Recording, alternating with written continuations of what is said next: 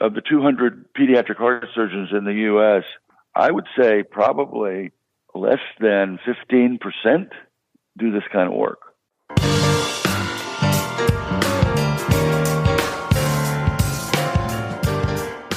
Welcome to Heart to Heart with Anna. I'm Anna Jaworski and the host of this program. This is the third episode of Season 13. I'm very excited for today's show to feature a very special gentleman. Today's show is Healing the Hearts of Croatia, Libya, Ecuador, and beyond. Dr. William Novick is a pediatric cardiothoracic surgeon who has traveled the world, saving the hearts of children who otherwise would have been lost to care. Dr. Novick is a published author and has spoken globally about the need for children around the world to have health care to mend their broken hearts. In 1994, Dr. William Novick founded the International Children's Heart Foundation, or ICHF. He resigned to begin a new nonprofit, the Novick Cardiac Alliance, or NCA. Dr. Novick's nonprofit works to achieve its vision that every child born with heart disease should have access to the medical care needed to live a long and healthy life. Between Dr. Novick's 21 years working with ICHF and 4 years working with NCA, over 10,000 children have been operated on in 52 cities and 32 countries. What makes the Novick Cardiac Alliance special compared to some of the other nonprofits helping provide reduced cost or free surgery for children is the belief that the only way children can continue to receive the care they need is to train the doctors all over the world so that after the Novick Cardiac Alliance leaves, there are still people there in those countries who will be able to continue to care for the CHD community. So welcome to Heart with Anna, Dr. Novick. Nice to be with you. Delighted to talk with you about the problems that children around the world with congenital heart disease face.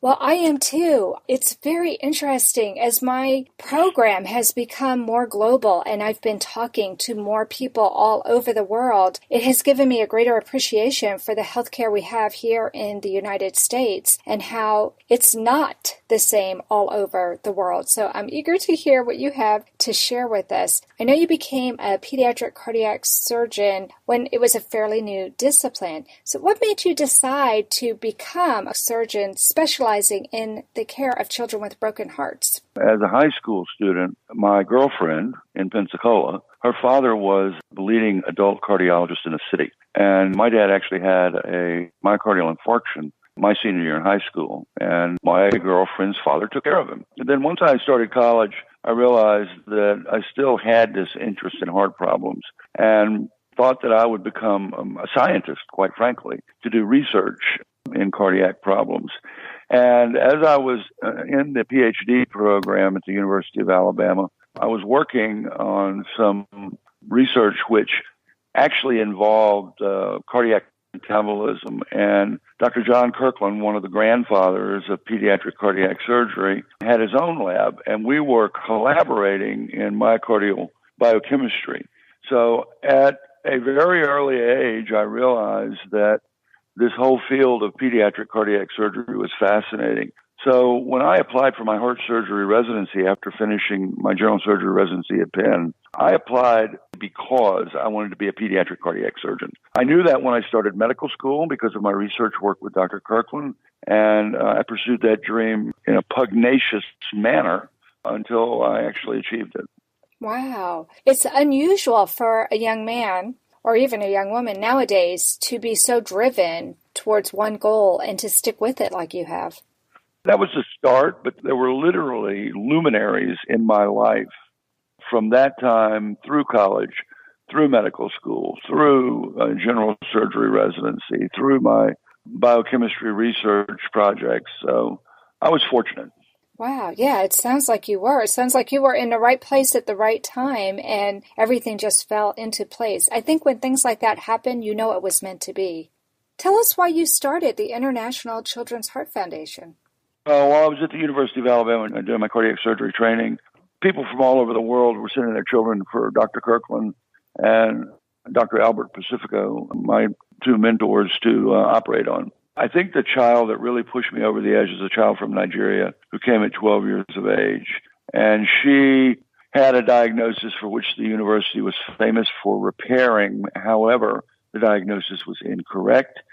She had a severely complex form of heart disease, and we were only able to palliate her. And the mother was extremely thankful, and I never really understood why, because she came for total correction. Yeah. But we only gave her basically a bladder calcic shunt and sent her on her way. Mm-hmm. For the next 6 weeks, I had nightmares about this child where I was chasing after her.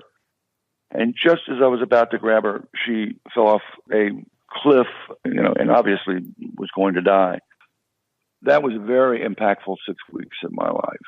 When a couple of my buddies who were Colombian and were returning to Bogota to start their pediatric cardiac surgery programs asked me if I would come down after they got settled and help them with their 2 programs, I agreed very quickly and made my first trip to Bogota in 91 and realized this is what I want to do. So when I came to the University of Tennessee, I came specifically because they offered me the opportunity to build this international program. But I realized that the university wasn't going to cover the cost associated with sending a team around the world as often as I thought I wanted to do it. So I started this foundation, the International Children's Heart Foundation, and we received our 501c3 approval in 1994.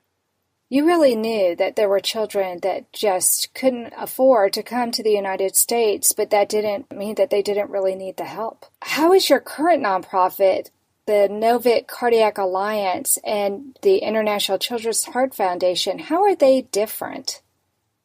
Well, I think the major difference that we have is that we believe that the more physicians we can educate and the larger number of children that we can operate on an annual basis and the more countries that we can provide assistance to on an annual basis is going to result in a greater number of these children being cared for in the future.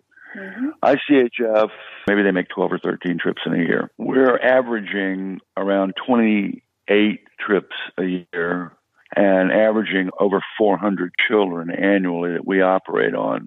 So I think that's one of the major differences. We're very, very much inclined to try and increase our numbers as much as we can. This year we're going to exceed 500. That just amazes me. Wow. Yeah, but the year that I resigned from ICHF, that fiscal year, we operated on over 800 children that year. Wow. Really? How many children do surgeons operate on in a regular hospital? If you were working at CHOP, how many children would you operate on? Depends on how many surgeons they had, but let's say they had 3 senior-level pediatric heart surgeons. Each one would be doing anywhere from 275 to 325 based upon the numbers that I have that CHOP does on an annual basis.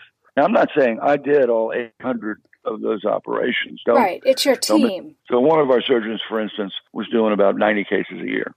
Another one was doing about 175 cases a year. Another one was doing maybe 150 cases a year. So you add all that up, and I did 400 of those cases that year. So are these doctors who are part of your team actually working at other hospitals, and this is just something that they do as a passion on the side, or are these full-time doctors who work with you? If you think about it, how could anybody that has a regular job, I mean, a real, heart surgeon, anesthesia, whatever job, how could they possibly take the amount of time off every year necessary to carry out 27 two-week trips? Your answer could be, well, there's, 200 pediatric heart surgeons in the United States, and geez, all you got to do is pick 10 or 15 of those guys and you can cover it. Well, the bad news is not everybody wants to do this kind of work. And actually, of the 200 pediatric heart surgeons in the U.S., I would say probably less than 15% do this kind of work. Wow. So now you're down to a relatively small group. Mm-hmm. And most of those guys only make 1 or 2 trips a year.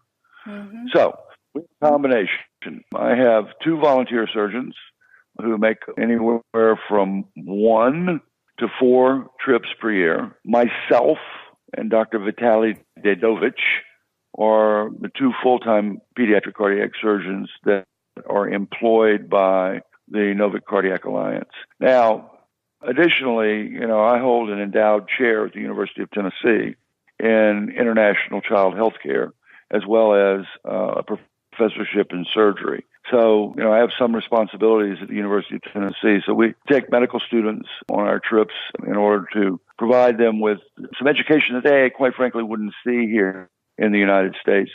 Because, a lot of cases that we take care of abroad are older children. And in the United States, most kids are being operated on in infancy. Right, and right. It's very different. The whole business of seeing the natural history of unsurgically treated heart disease is something that you just don't see in the U.S. anymore, unless one of these kids is brought in from the outside world. On Tonight Forever by the Baby Blues Sound Collective.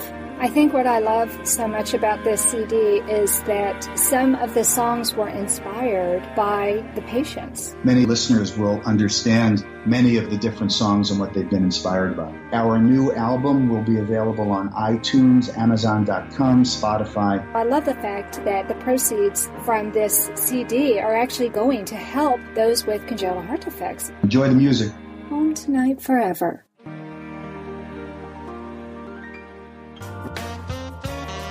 You are listening to Heart with Anna. If you have a question or comment that you would like addressed on our show, please send an email to Anna Jaworski at anna@hearttoheartwithanna.com. That's anna@hearttoheartwithanna.com. Now, back to Heart with Anna. Before the break, you were telling us about your amazing program, and I think you're going to have a lot of people who hear this show who say, hey, I'm interested in that. So tell me, you already said you have some full-time staffers and you have some part-time surgeons, but we both know it takes a lot more than just a surgeon to have these children have a successful outcome. You need nurses, anesthesiologists, and so many people. Tell me about the team that you actually take to provide care to these children around the world. So, Anna, it depends a little bit on where we're going, but I would say let's just take a generic team that is early in a program development. So there's a senior level pediatric cardiac surgeon, pediatric cardiac anesthesiologist, a cardiac scrub nurse, and then the perfusionist that runs a heart-lung machine. And that's the operating room team. Mm-hmm. Then we take typically 2 pediatric cardiac intensivists, 1 pediatric cardiac nurse practitioner, advanced nurse practitioner. So those are all master's level people. Mm-hmm. 1 ICU nurse educator. Okay, and it's actually that's actually a certified position. And then anywhere from 3 to 6 additional pediatric cardiac ICU nurses, a pediatric cardiologist, a pediatric respiratory therapist, and a biomedical engineer. So, a biomedical engineer. Now that's a surprise. I didn't expect you to say that. Why do you have a biomedical engineer? So, a lot of these places that we travel to, either we have donated the refurbished equipment or they are using equipment which is more than 20 to 25 years old. Mm-hmm. So what you don't want to have to worry about is something breaks and it shuts your program down. Sure. That's a disaster. Right. So we are, I guess, heavily dependent upon them being sort of a jack of all trades. So not only can they fix the ventilator, but they can also fix the monitor. They can fix the bypass machine. They can fix the syringe pumps. So you have your own geek squad. Oh, yeah. Own geek squad. We do. Oh, my gosh. Yeah, we do. And I think this is critical. And people in the United States, principally actually people in the United States and Canada as well as Western Europe, have no idea of the magnitude of the problem that children around the world with heart disease face because they have deficient or, quite frankly, completely absent pediatric cardiac services. So we believe that it's important to network and raise awareness.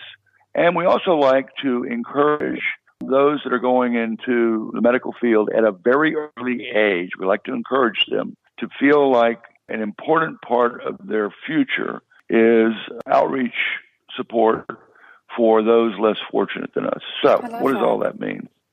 So we take high school students, we take medical students, we take surgical and pediatric residents and fellows, but we also take media personnel. So we've taken videographers, we've taken newspaper columnists, we've taken magazine freelance writers, We've taken sponsors on these Have trips. you? And, Wow. Yeah, oh yeah. I'm Yeah, sure we that's have very rewarding to them, that to actually go there and see the children that their money is being put out to help. Well, we like to let them see firsthand and to experience it firsthand. We have taken sponsors to China, Croatia, Russia, Peru, Ecuador, Dominican Republic, Kyrgyzstan, Uzbekistan. Okay, let me stop you there. You are going to places that a lot of people might consider extremely dangerous, especially as Americans. How do you deal with that? Do you have to bring your own armed guards? No. Oh, my goodness. Could you imagine the size of the team? No, I can't. That's what I'm saying. I mean, you're taking millions of dollars worth of equipment and personnel to places that probably a lot of people would be afraid to go. We have in the past used security agencies to make strategic security assessments. They've done that for us both in Iraq and in Libya. Mm-hmm. Depending upon the sponsoring organization, sometimes they have the resources to do that. It's unusual, but sometimes they do. For instance, I'm not sure my conservative colleagues are going to like this statement, but that's okay. We've been funded by the George Soros Foundation many years ago for a number of our trips throughout Central Asia and Kazakhstan, Uzbekistan, etc. And the Soros Foundation has the ability and the resources to make a strategic security assessment. I can tell you that in most of the places where the U.S. is involved, either in conflict currently or relatively recently, that the team is usually protected by a 24-hour armed guard. So Iraq and Libya and Iran, because we do go into Iran, we have 24-hour armed guards, and we travel to the hospital from the hotel in vehicles that carry individuals that are armed.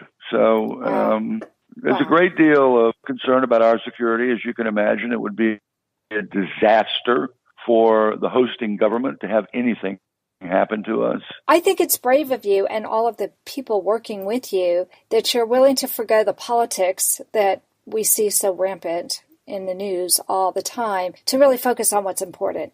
And that is these children with broken hearts and their families. So you've been working with children all over the world for over 20 years. What's the biggest change that you have seen in the 2 decades that you've been helping these children globally? I would say the biggest change that I've noticed is that more groups have become involved in this in both the United States and Europe. When I started back in 1993, this was rare. There were probably not 3 or 4 groups in the entire world that were really pushing this. There were 2 in Europe. There was one in Italy, and there was one in France. There was our group here, and then there was another group up in New York. And that was about it back in 93. Now, my goodness gracious, you've got a couple of programs in the state of Texas that are doing this kind of work. That's right. HeartGift is one of them. You know, there are 2 or 3 groups out in California now. The Mayo Clinic is doing this kind of work now. Literally, there are probably close to 50 groups in the U.S. doing this kind of work now. Wow. But most of those groups make 1 or 2, maybe, trips a year. I think the only group that actually, there are only 2 groups that actually probably come close, anywhere near close to us, a number of trips. A group called CardioThoracic, based out of Tampa. Very good people. Their founder and executive director I've known for years. And then ICHF, who makes about 11 to 13 trips a year. Unless you've created an entity either within your university system or as a 501c3 nonprofit that function is to provide this service of clinical services, education, training, and teaching, then how can you afford to take off? Right. You really can't. Right. So it has to be an organized effort, either at the university level or you've got to create a 501c3 to do it. Wow. So you're making a huge difference just because of the numbers of trips that you're making and the number of children that you're helping every year. I don't want to take away from the statement that you just made in terms of the importance of actually providing the children with the operation. But we are absolutely committed to the belief and to the execution of that belief that you need to train up a local team. So let's take Croatia, for example. I spent 10 years in Croatia. We operated over 660 kids in that 10 years. And we left behind a pediatric cardiac surgical team that was capable of operating on their own kids. And they're still doing it today. And our last trip to Croatia was over 15 years ago. Amazing. Belgrade, Serbia, same thing. Belarus, Minsk, Belarus, same thing. We have 3 sites in China that have literally exploded in the number of children that they're operating on because of the time that we spent with them and training and working with them. So, yes, it is a personal level of satisfaction to see these children do well after operation, to watch the parents' faces go from high anxiety and stress to happiness, and sometimes happy tears even, quite frankly. I'm sure, and relief. If we don't leave behind somebody who can operate on those children, the children of the future in that country or that institution, then we feel like we failed.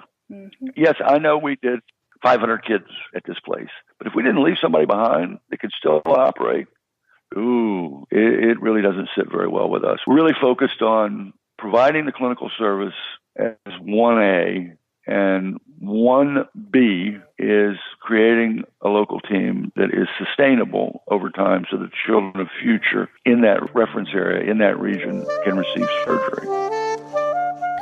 Heart to Heart with Anna is a presentation of Hearts Unite the Globe and is part of the Hug Podcast Network. Hearts Unite the Globe is a non-profit organization devoted to providing resources to the congenital heart defect community to uplift, empower, and enrich the lives of our community members.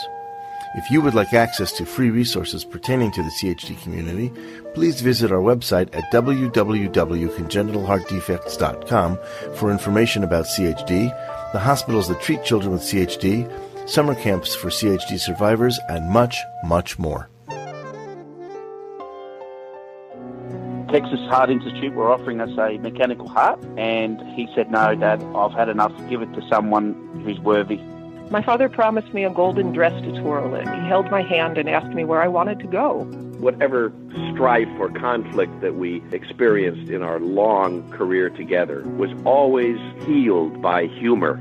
Heart to Heart with Michael. Please join us every Thursday at noon Eastern as we talk with people from around the world who have experienced those most difficult moments. I think it's amazing that what started out as a handful of different organizations going and serving the global congenital heart defect community has mushroomed into many, many. And even if some of these organizations are only doing 1 or 2 trips, everybody's working in harmony, which I think is amazing. I mean, you're all with the same vision that there are other children in other countries who need your help. But I love your vision that it's not enough to go and provide the surgeries, but you have to train the people, because those of us who are in the heart world know things are going to happen. So are you providing continuing education for these people as we see things evolve? What we're seeing here in the States is that a lot of the Fontaners, as they age, are starting to develop liver issues. Are the people that you're leaving behind, are they going to be trained to look for those kind of problems as their population ages? There's continuing knowledge that is occurring, a continuing search for the causes of congenital heart disease, for the complications of repaired congenital heart disease. So the knowledge base for congenital heart disease is nowhere near finished.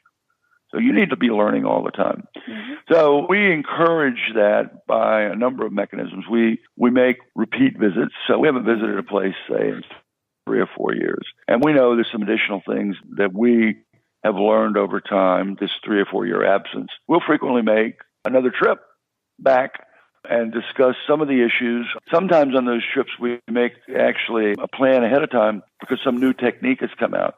Mm-hmm. So we will say, okay, line up the following. Okay, we want to show you this. 2 years ago, a 29-year-old girl from Ukraine got in touch with me on Facebook and said, "Dr. Novick, I'm having some trouble with my Fontan that you did on me 22 years ago." Mm-hmm. Okay? Mm-hmm. Now, the institution that we had been traveling to when I performed that Fontan on her back in 1994 was an institution which had graduated over time from our program. But we were at another institution. So I said, "Listen, why don't you, I'm going to be in Ukraine, I'm going to be in the city, why don't you come down and visit me, let's do an eval on you." And sure enough, She had an old atrial-pulmonary Fontan, was in atrial fibrillation. She was a tricuspid atresia. She had mitral regurg, which needed attending to. Her right atrium had gotten gigantic, okay? Mm-hmm. She was a failing late Fontan. Mm-hmm. So I spent a lot of time with her evaluation, teaching the locals that this does happen, mm-hmm. that there are children that survive the early Fontan experience that you need to look at. And these are the things that you need to evaluate when you're evaluating an old, real Fontan. And then we operated on her there. Wow. So she got a Fontan takedown, extracardiac conduit, mitral valve repair, and biatrial maze procedure done on her. Wow. And so she's wonderful. She was a supermodel in Ukraine and a spokesperson for the Ukrainian Ministry of Culture later on after she stopped being a supermodel. And she wanted to become a mom. And that's why she contacted me. She said, nobody here can take care of this. I need you to come back. Wow. Wow. So that happens in a lot of places. I mean, I've made special trips just myself into Peru to teach the Fontan operation to our colleagues down there. We spent many, many years in Peru, but we didn't do a lot of Fontans during that time. Right. So they've picked up on all the bidirectional glands, and now they're starting to do Fontans. And, geez, Novick, can you come down and show us just a few of these? I've been asked to come back out to Siberia and teach the Ross out there. 2 groups. These are groups that have graduated from our program. So continuing medical education, yes, they all get it. We have research projects in pulmonary hypertension, in alternative materials for right ventricular pulmonary artery continuity and reconstruction, for the use of various new products that have been coming out that allow you to repair aortic arches or make your own conduit. So multiple research projects would require us to be re-involved or continually involved with a number of patients in countries that we previously had sent on their merry way to be graduates. Wow. But now they're involved in research projects with us. That's fabulous. I was in Moscow in May at the Asian Society of Cardiovascular and Thoracic Surgery presenting our combined data from our Pakistan program and our program on a new method of dealing with residual right ventricular outflow tract obstruction after tetralogy repair. So we combined our data with their data, and we haven't been in Pakistan since 2010. Wow. So that, of course, led to, well, geez, can we combine our data on this? So, now I'm flying to Cartagena for the STS, Society of Thoracic Surgery, European Association of Cardiothoracic Surgery, combined Second Latin American Conference. And I'm presenting our combined over 600 bidirectional glands and how we try and operate on them more cost effectively by not using the pump if we don't have to use the pump. So this is something that is, for us, important part of our work, continuing medical education and research. Well, I'm sure by the time my listeners have heard all of this, they are going to be as inspired as I feel, and they may want to donate to your organization. How can they make a donation to help you to continue your mission? Well, I think the easiest way to do that is to simply go online to our webpage, cardiacalliance.org, and there's a donate page there. If there are healthcare professionals that tune into the podcast and say, geez, how can I volunteer? Guess what?